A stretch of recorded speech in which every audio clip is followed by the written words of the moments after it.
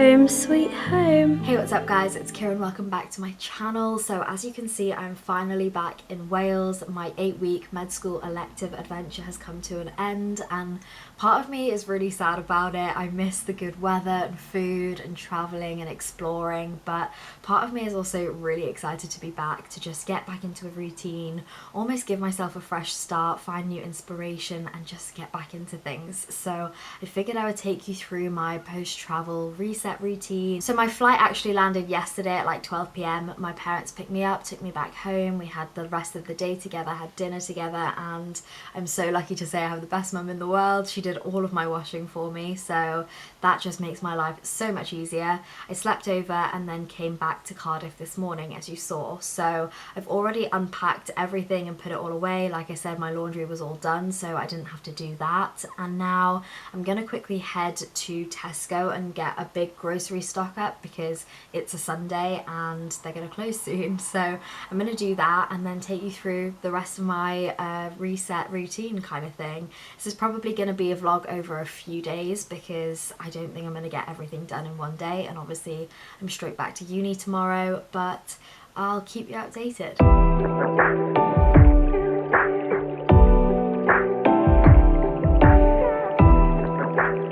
Okay, so we are all stocked up. I'm going to start over here with the more unhealthy items. So firstly, I got this gluten-free cheesy garlic bread as well as a gluten-free margarita pizza.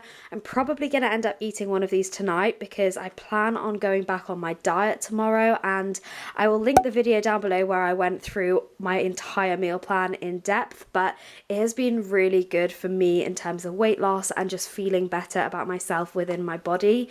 So I plan on going back on that tomorrow, and because of that I just felt like I deserve one last little treat. So I got a pizza, and then for dessert I got a chocolate chip muffin, which just sounded really good.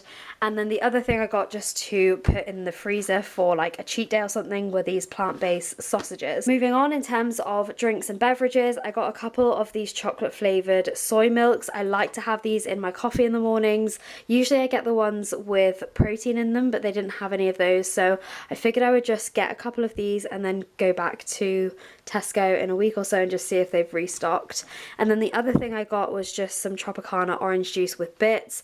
I always feel like orange juice when I'm not feeling very well, and right now I'm not feeling my best. I feel like I'm getting a cold, so maybe my body's just craving some vitamin C, I don't know, but that'll probably be another thing that I have in the mornings with my coffee. And then if you saw my what I eat in a day on a meal plan video, then you'll already know about the amount of tofu on that plan. So I just got one box of this smoked tofu, and then I also got one box of tempeh.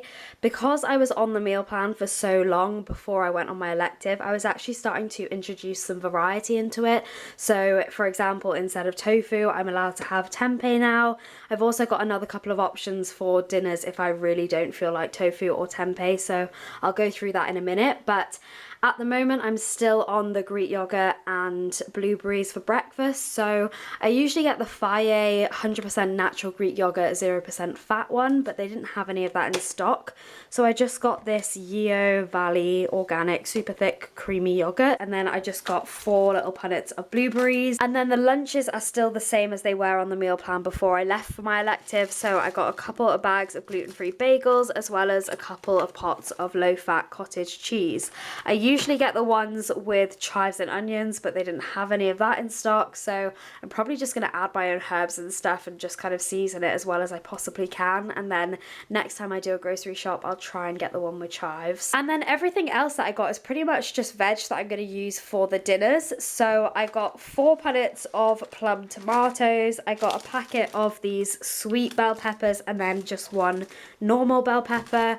I got limes because I have lime waters in the morning, and then 2 normal onions, a bag of red onions, a little thing of fresh garlic, cucumber, baby spinach. I decided to get red chilies instead of jalapenos this time, which I thought would be nice. They just add a little bit more of a crunch, a different type of texture to jalapenos, so figured I would switch it up. And then I got broccoli. So all of this I'm going to end up roasting when I meal prep and then pureeing it up into like a pasta sauce, because the other option for dinners that I'm allowed is a red lentil pasta. So I got a few bags of this red lentil fusilli fusilli, and pretty much just going to boil this up and then add it to the sauce that I meal prep for the week. So I will take you through that when I end up meal prepping, but for now I'm going to put all of this stuff away and catch up with you later. So like I said, I've been given an alternative option for dinners on my meal plan, and it's pretty much just a simple pasta with a freshly made pasta sauce. So what I'm going to do is I'm going to meal prep the sauce, because then each night when I want the pasta, all I have to do is boil my pasta, warm the sauce up and add it in, rather than make it fresh every single day. So what I'm going to use is 2 sweet bell peppers and 1 normal bell pepper, 1 white onion, some freshly minced garlic, probably throw a few chilies in there, as well as some broccoli, and I'm just chopping it all up. I'm going to roast it for probably around 30 or 40 minutes, and then what I'm doing is chucking it all into a pan with a little bit of boiling water and blending it all up, and that's pretty much the basis of the sauce. I'm also just going to add in the seasonings that I want, so salt, pepper, some onion salt, which is my new favourite thing, some mixed herbs, probably a little bit of paprika, and that is the sauce all prepped and ready. It is so easy, and it just means that my life is so much easier for the next few days when I want to eat the pasta. Okay, so it's been about a week since I last picked up the camera, and to be honest, nothing much has been happening. I've just been settling back in, getting back into a routine, and pretty much as soon as I got back into a routine, I am uprooting my life again and moving, because my next placement is in West Wales. So I spent most of yesterday packing up all of my stuff all over again, and I'm about to drive over there now to pretty much just unpack, get settled back into a new accommodation, and then I start placement tomorrow. So I'm gonna head off now. Okay, so I've arrived at the accommodation. I figured I would do a quick little flat tour. So as you enter, just on the right is my room. So here is a little overview of my room. I've got to say it kind of resembles nursing home vibes. I'm not sure how I feel about it, but I'm thinking I might end up rearranging this room or something. Then just opposite my room is the bathroom, which is pretty standard. We've got a bath, which is really nice, and I'm going to test out the shower later. Hopefully it's got good pressure. And then finally we have the kitchen. Again, just ignore all of my stuff on the countertops. I'm going to unpack all of that in a minute, but I did a massive grocery shop before I left Cardiff, which means I don't have to run out and get any food now. But yeah, that is the kitchen. It's pretty decent actually.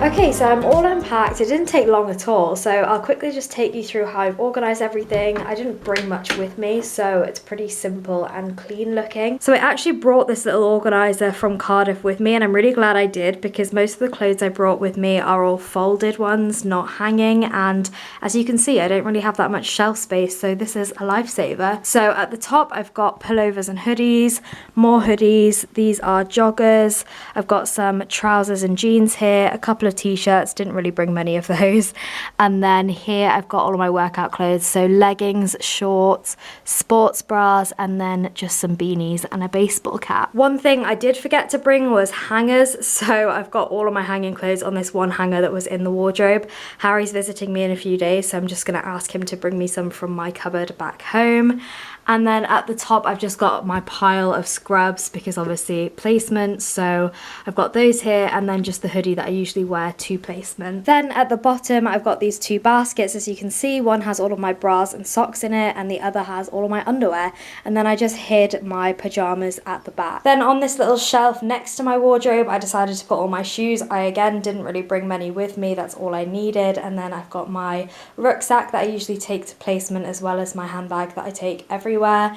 And then I decided to just keep my keys and mask on the top, because those are necessities that I just need to grab when I'm heading out quickly. Then in terms of of desk storage. In the top drawer, I've just got all of my journals, pencils, sketchbooks, that kind of stuff.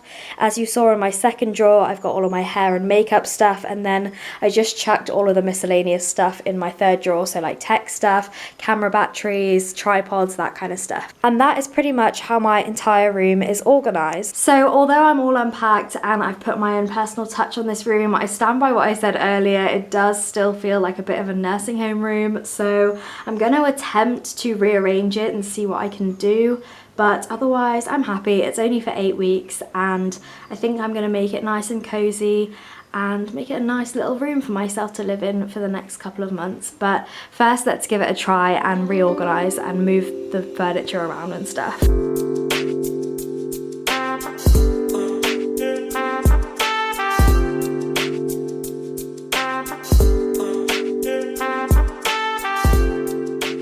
Okay, this is what we have so far, and I'm not gonna lie, I'm kind of leaning towards how it was at the beginning. I really like the idea of this being here by the doorway. It's like an entryway table type thing with my keys on it and my shoes and stuff, but I'm not so sure about the rest of the room. Okay, update. I turned the bed around and I much prefer it this way. It just fills out the room a little bit better, so I think I'll leave it like this, and then next time I get bored of how the room is arranged, I will go ahead and rearrange it again. Okay, so it's been a few days since I last picked up the camera. I feel very comfortable and settled into this accommodation now, which is really nice. And I think the last step in my little post-travel reset routine would be to set some new goals. I think everybody can relate when I say that I get so inspired when I go traveling, and I feel really motivated to just sort of step into a new chapter of my life, and I'm really excited for that. So I have a few new goals that I want to set for myself, and in turn some habits that will help me to achieve those goals. So I figured I would just quickly go through those. Firstly, I really want to learn Spanish. I think going to Mexico really inspired me. It's one of those languages that I really have had no experience with. I literally knew zero, and I found myself picking it up quite quickly, and I felt like it would be a good language for me to learn. I've done some German and I've done some French, and so far Spanish has been the easiest one for me to pick up. So I really want to learn Spanish. So if you know me, you know when I set goals, I try and set actionable items to go with those goals so that I actually know how I can achieve them instead of just setting them and hoping that they happen. So for my goal to learn Spanish, my plan is to do 1 or 2 lessons on Duolingo every single day. They literally take like 5-10 minutes, so it's not a hard thing to implement into my routine, and I have high expectations for myself with that one. And I also want to work into my routine like a weekly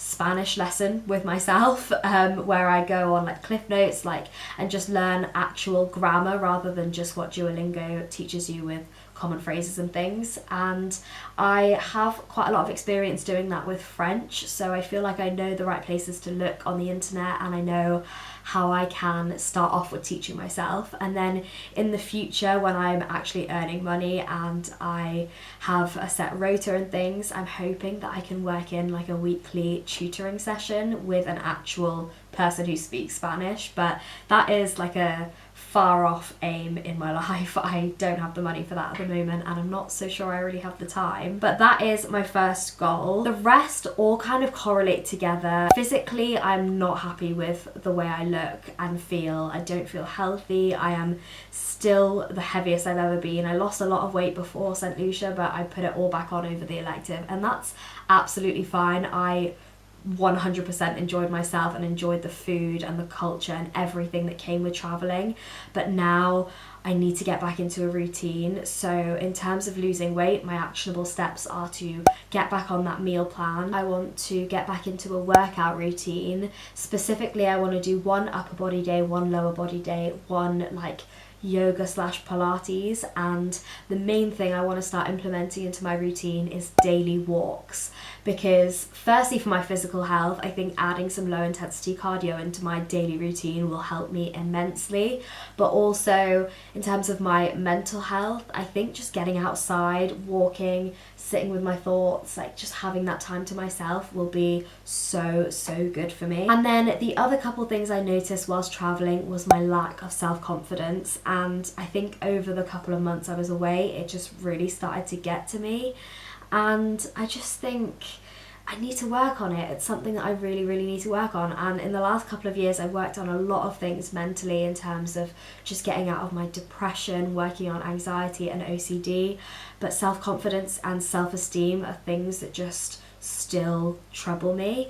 So in terms of actionable steps, I really want to be journaling every day, and included in that I want daily affirmations. I want to name 3 things that I love about myself every single day, and I know that sounds really cliche, but I used to do it every day and it actually did really help, because even if you don't believe the affirmations you're writing, if you keep repeating them to yourself, almost fake it so you make it, you will get there. And I just need to get back into it. I need to be reminding myself of things I actually like about myself every single day, and realise that I have things to be confident about, whether it's my looks or my personality, my intelligence, whatever. There will be something about me that I like about myself, and I need to just recognise it and accept it. I think there's a part of me that hates accepting that I like something about myself, and I think that's very common in our society. We are so prone to nitpicking every single thing about ourselves and